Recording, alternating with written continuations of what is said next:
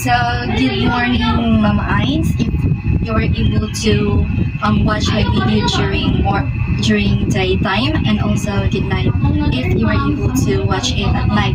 So, I am Charlie Mayardagoy from BSED Science 1B1, and today I am going to share my insights about my understanding between the difference of the three of those properties of matter, which are the solid, the liquid, and the gas. So what are the difference between each other, and also what characteristics they do possess which made them be different with each other. So before we formally start our discussion, as what you can see on my illustration, diba? Sa akong label, the label in there are written based on colors or in different colors. So this emphasizes the differences between the three. So say for example, the first one ay kanina sa taas are brown colored one. So what was written, this characteristic of solid that is written in brown, the characteristic in liquid that is written in brown, and the characteristic of the gas that is written in brown, these are their differences. So without further ado, let's start our discussion. So first is that solid. So as we were able to determine the characteristic of the solid, we will then differentiate liquid to the preceding one, which is the solid. So if we're already done with the liquid, so sa gas na tanong, so I will be also differentiating the characteristics of the gas to the liquid and to the solid. So in solid, the very first characteristic that I've included is that the particles of solids are tightly packed with each other. So as what you can see on the illustration, diba?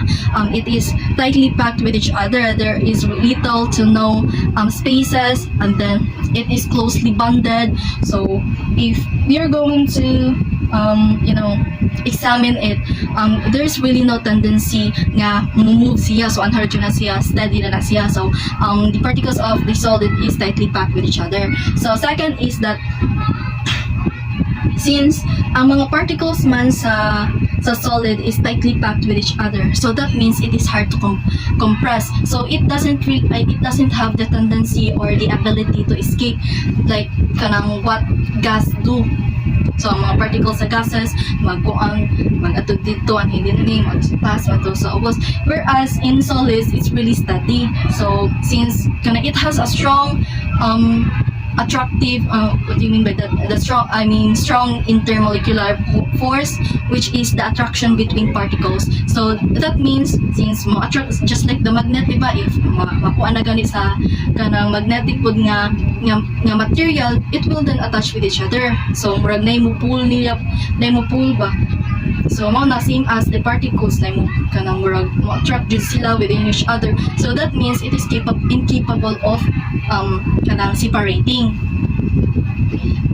So the way of separating solids, it may be to lessen the intermolecular force is through melting, nga na kay mo weaken na siya with the factor or with the involvement of heat. But since wala man ta mag-involve with heat ani, so that means it is tightly packed with each other, hence it will be hard for it to be compressed. So since the particles are tightly packed with each other, unsa man gyud dahay ka na sa usa ka room or nasa labing typical nga situation sa school, diba, is kanang overcrowding. So say for example sa lobby, there are a lot of students, kitay puno kaayo jud. So what will possibly be what is the situation, or what thing will possibly happen kung overcrowding? So there's really little to no spaces. So that means dili sila kalakaw, dili sila ka move, dili sila ka abante. So same as the particles, since sikit man kayo sila, kana wala joy spaces para makalihok-lihok sila. So that means there's really no motion. There's little to no motion. So as what you observe with the solids, diba, it will not flow, kanang dili siya kalit og separate, something like this, just like what liquids and gases do possess. So it's really hard to compress. especially that it is tightly packed with each other.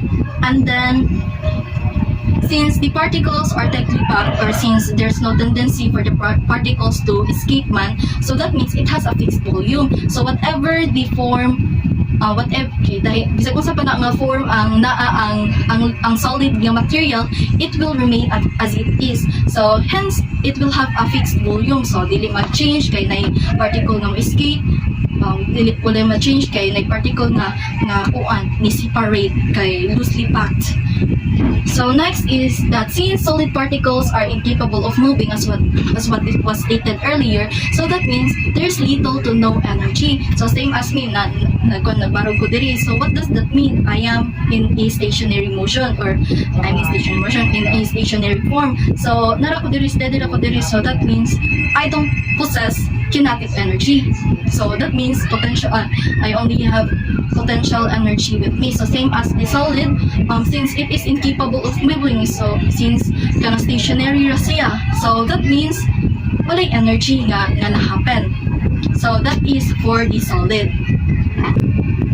And now let us determine the characteristic of the liquid, and we will determine or be able to differentiate it to the solid. So in liquid, the characteristic that I've included in here is that it flows.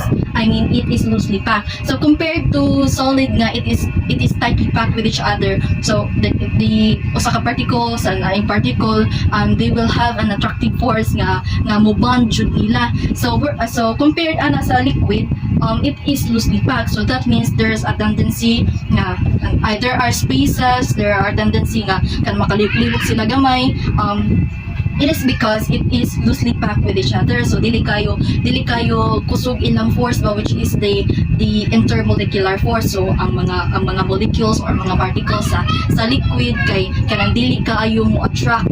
So since the solid, so same, however, the liquid and the solid do also have similarity, which is it has a fixed volume. So even though it is loosely packed or it has a weak intermolecular force, it still has a fixed volume as long as it is being held by any closed object. So say for example glass, can mga containers. So if you were able to put the liquid in there, then you will be able to possess, or the liquid will be able to possess a fixed volume. Kay even though it is loosely packed, it doesn't have an ability to escape. So ang mga particles mo escape, kana mo move just freely to every areas. So as long as there is a container, then the liquid will remain as it is. So next is that even though it has a fixed volume, it doesn't have a fixed shape. So since di ba, as what I've said earlier nga, kana mo rely man ang liquid sa container nga gibutangan ana. So that means since mo rely man siya, it will form the same form as the container. So example ana, kanang mo kuan ka og tubig, di ba, kanang mo form man na siya ang iyang shape ba kay mo base sa container nga gibutangan. So unlike the solid one nga independent, bisang pagdili nimo ibutang sa container, ang liquid is it needs, or kanang it doesn't have a fixed shape. So there's a tendency for it to flow, or kanang mayagbo ingana, kanang it can't hold with its own, since it has it has a weaker intermolecular force compared to the solid. And also, since the particles are closely packed with each other, so loosely packed with each other. So kita loosely packed man, diba? So as what I stated earlier nga, there's a tendency for it to move. So that means since move man ang mga particles sa liquid, so it do possess an energy. So kinetic energy. So kita maglakaw-lakaw po, instead of running, mag-jogging ra kintahay. So I still do possess energy. Pero compared sa gas, the liquids do possess weaker energy compared to it. So next is that since the particles of the liquid is loosely packed, that means it can be compressed. So, moto loosely packed and it has a weaker intermolecular force niya mag-attract sa particle between two particles. Moto it has a weak one compared to solid, so that means na siya magkabuwag-buwag. So kita ako nga another person akong classmate magkabuwag ni, that means we are compressed or nag-undergo mi og compression. So that has the same situation as the particles of the liquid. And then manaman ta sa liquid no, so let us bring back the difference of it between of it compared to the solid. So if the particles of the solid is tightly packed, sa liquid it is loosely packed. Since ang intermolecular force sa solid is greater or is stronger than the liquids. So next is that since it is loosely packed, so it doesn't have a fixed shape, kay kanang moto there's a tendency nga magkabuwag sila. So if magkabuwag gani ang mga particles, that means ang property or ang form pod sa actual nga form kita the liquid water moto makuan siya kanang magkabuwag, there's a tendency for it to flow or to be detached with each other. So compared to the solid na kuan, it has a fixed shape since kanang bonded man jud ang mga particles. And also, so if the solid do possess little to no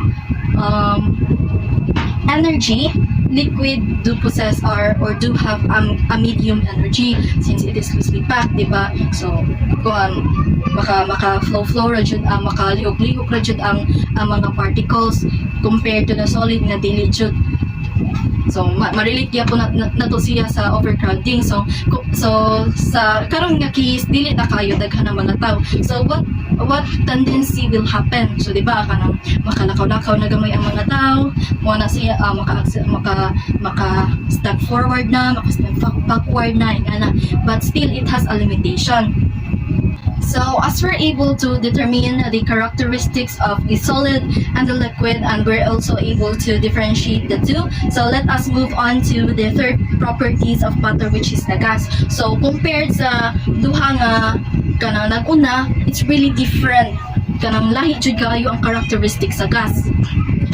It's pretty obvious, di ba kay as what you can observe, di ba ang air kita, ang air kanang maka-feel man jud ta bisag asa pa ta, bisag ato pa ta sa school, ani sa balay, ato sa church. So if we're going to relate it to solid and liquid, ma-feel day gihapon nimo ang telephone sa inyong bike, ma-feel day gihapon ninyo ang water sa inyong bike kay naka-escape ang mga particles. No, so it's only the gas who possess this kind of characteristic. So the very first characteristic of gas that I've included is that particles collide more often as it is arranged more sparsely. So if ang particles sa solid is tightly packed with each other, and then ang particles sa liquid is loosely packed, so I mean magkuan gihapon, there are tendency nga mubang gihapon, or there's still an attractive forces between the particles of the liquid. So ang gas,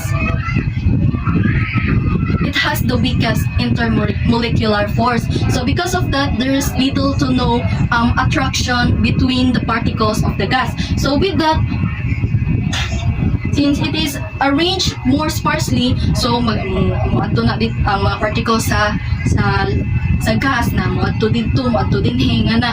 So with that, there's a tendency for it to collide. There's a tendency for it nga kanang mubang siya sa container nga o sa container or sa area nga naay barrier.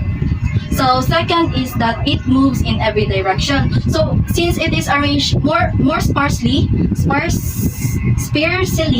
and then since it has the weakest intermolecular force, so the particles in there, the particles in gas moves in every direction. So ato ba na sa north, ato ba na sa south, isag asa pa na sila, so magkabuwa. So since there's no attractive forces between the particles, so mo to sila mga to din hina.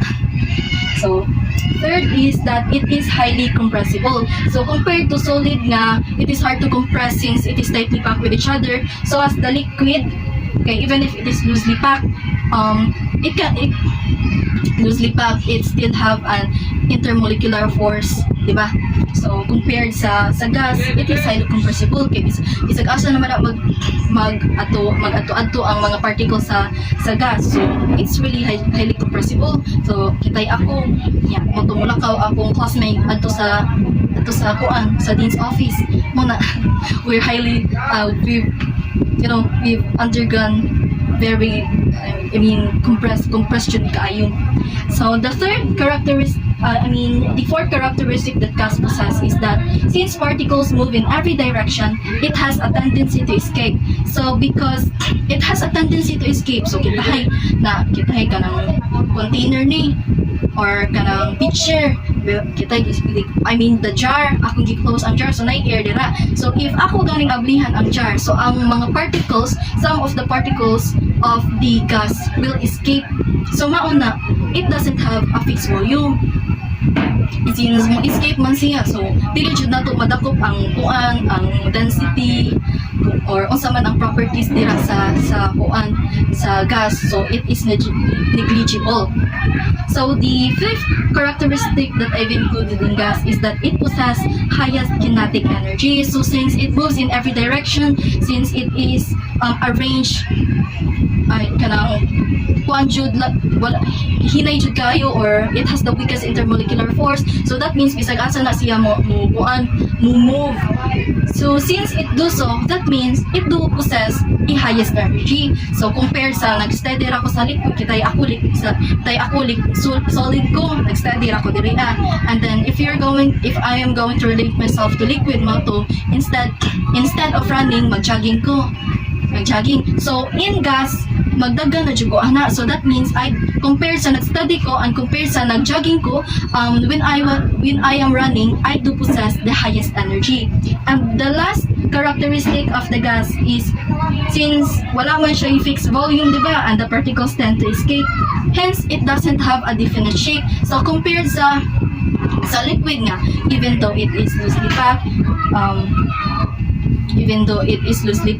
since napaman siya intermolecular force, so that means even if kanang weaker siya, kanang makuan gihapon, mag-bond gihapon ang mga particles sa liquid, so that means it still has a fixed volume, okay? As long as there's a container, as long as it was being held with a closed object, so you can be able to possess, or you can be able to measure its right volume. So if you're going to compare it sa gas, dili jud, since may escape man ang mga particles, so that means it doesn't have a fixed volume. So for us to synthesize the things that we've tackled earlier, or in order as a synthesis to the differences between solid, liquid, and gas, the very first difference between the three is that first, ang solid, the particles are tightly packed with each other. So in liquid, it is loosely packed. So nanagani sa gas, it is arranged more sparsely. So kuan jud siya, dili jud siya bonded. So the second differences between solid, liquid, and gas is that since the particle in solid are tightly packed with each other, motion is absent. And in liquid, since it is loosely packed, then it can flow freely. Whereas in gas, since it is arranged more sparsely, then it moves in every direction. So the next differences between the three is that if in solid it has a fixed volume, and in liquid it has a fixed volume, then the gas don't have. So walay fixed volume ang gas. So the next one is that since solid particles are incapable of moving, it possesses little to no energy. So sa liquid, since it has a tendency to flow, then it has a medium energy. So in gas, since kusog dako jud kayo iyang motion, so it moves in every direction, so that means it has the highest kinetic energy. So the next difference between solid, liquid, and gas is that the particles in solids are hard to compress. So compared to liquid, it can be compressed but negligible. So in gas, it is highly compressible. And the last difference between the solid, liquid, and gas is that solid has a fixed shape, while the liquid doesn't have a fixed shape even if it has a fixed volume. So mag-base siya, or it relies on the container or any closed object for it to create a shape. So in gas, sobra pa dyan sa liquid. So it doesn't have a shape at all.